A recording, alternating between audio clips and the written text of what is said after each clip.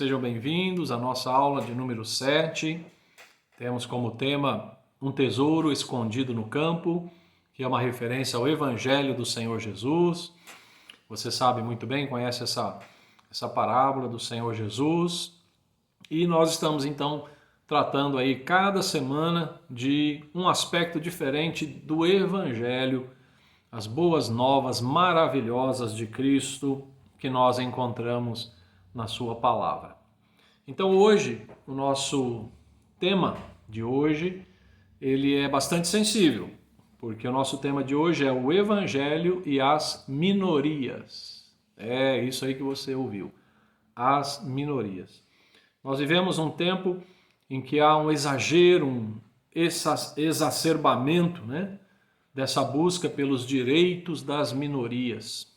De algumas décadas para cá, nós temos ouvido no mundo e no Brasil um discurso que tem procurado separar as pessoas, separar os povos em minorias.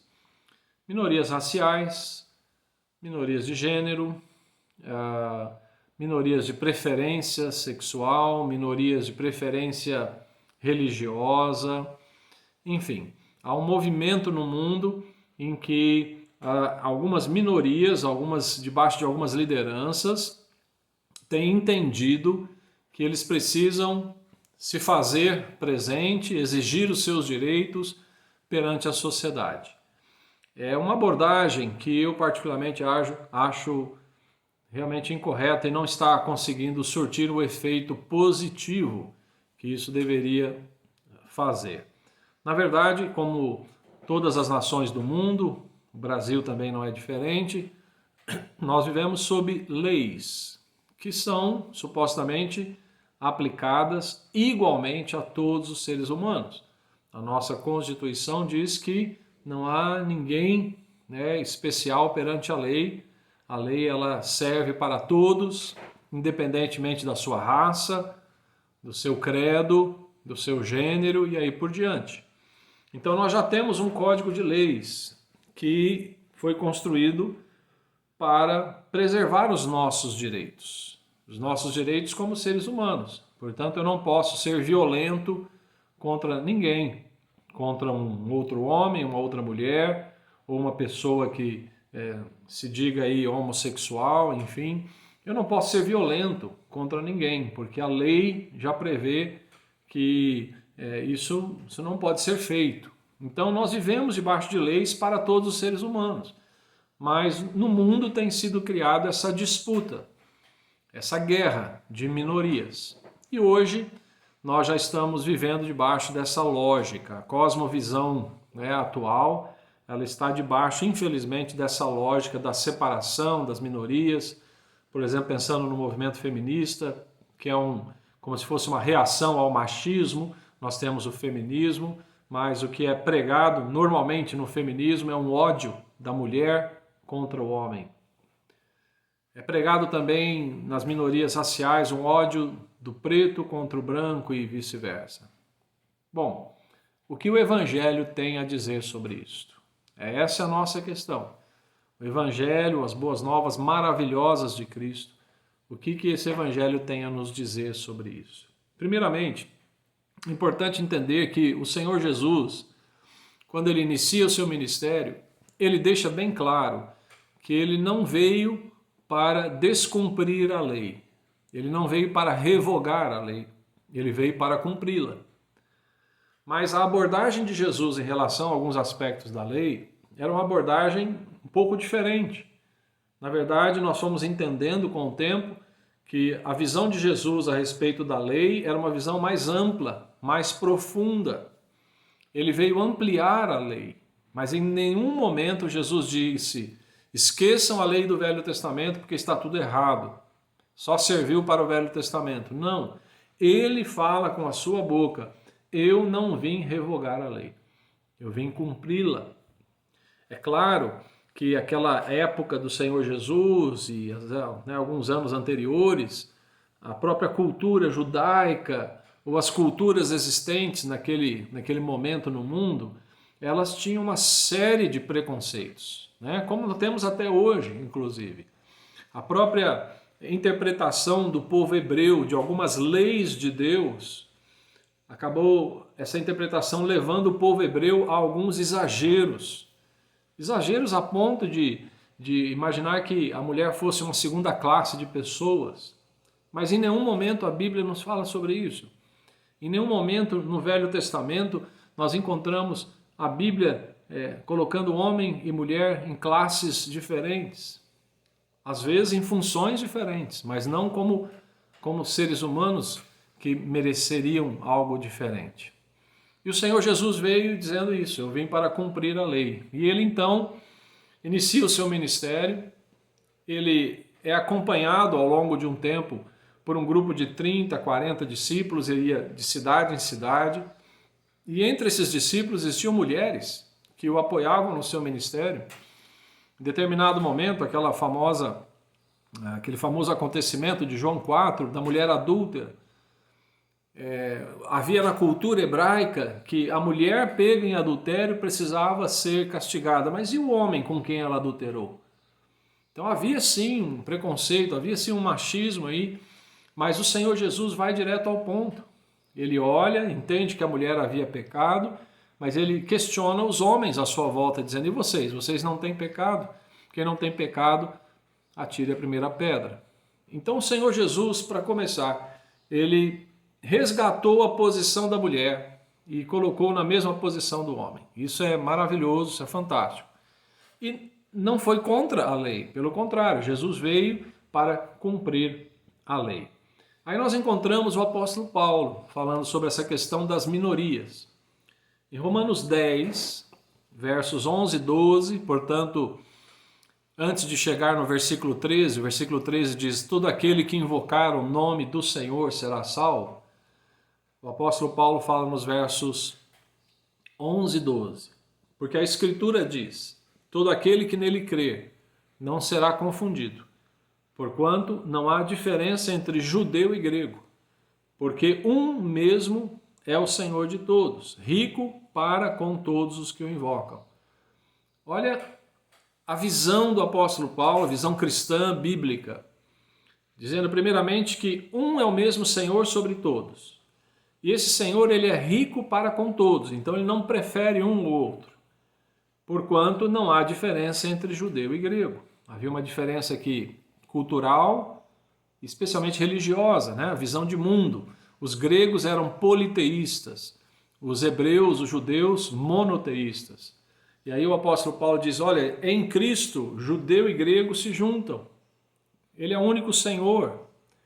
Portanto, tanto judeu como grego precisam invocar o nome do Senhor Jesus Cristo e serão salvos. Em outra passagem, em Gálatas 3, o apóstolo Paulo fala disso também. Ele diz lá, Gálatas 3, 25 a 28. Mas depois que veio a fé, já não estamos debaixo de aio, porque todos sois filhos de Deus pela fé em Cristo Jesus. Porque todos quantos fostes batizados em Cristo, já vos revestistes de Cristo.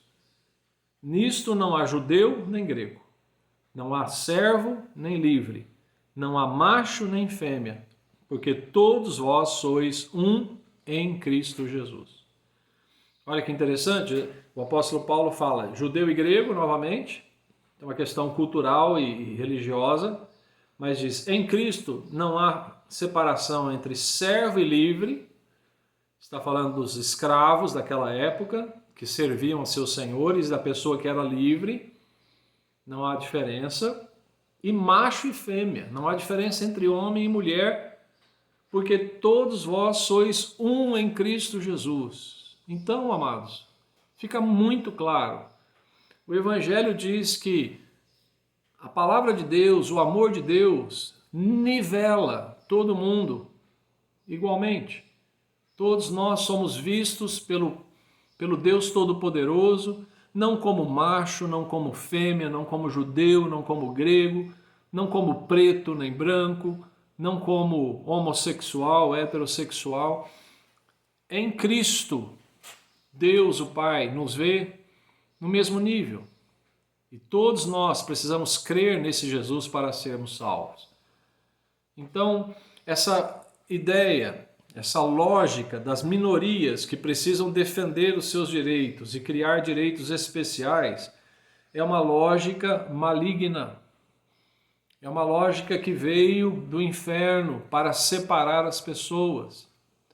A abordagem desses temas tem trazido mais ódio, mais separação e mais intolerância. Quem é que ganha com isso? Quem é que está satisfeito com essa intolerância, essas manifestações violentas, morte aqui, morte ali? Quem é que fica satisfeito com isso? Satanás. A resposta é simples. Então, o mais triste é percebermos que vivemos numa sociedade, a Bíblia já nos fala disso, uma sociedade que jaz no maligno, uma sociedade que anda na lógica do inimigo. O mais triste nessa situação é vermos cristãos que deveriam ter uma cosmovisão bíblica, espiritual, e que estão comprando, né, essa lógica das minorias. Existem pessoas que se dizem cristãs e têm uma cosmovisão não cristã do mundo. Portanto, o que o Evangelho tem a nos ensinar sobre minorias?